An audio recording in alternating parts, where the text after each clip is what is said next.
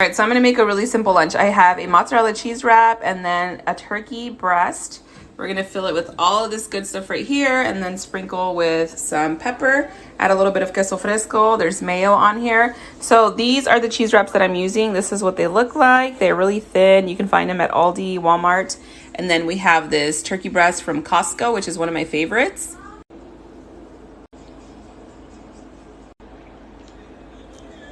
All right, so after rolling them, I just cut them in half and this is what they look like. Super easy to make these, so delicious, and literally takes you less than 5 minutes.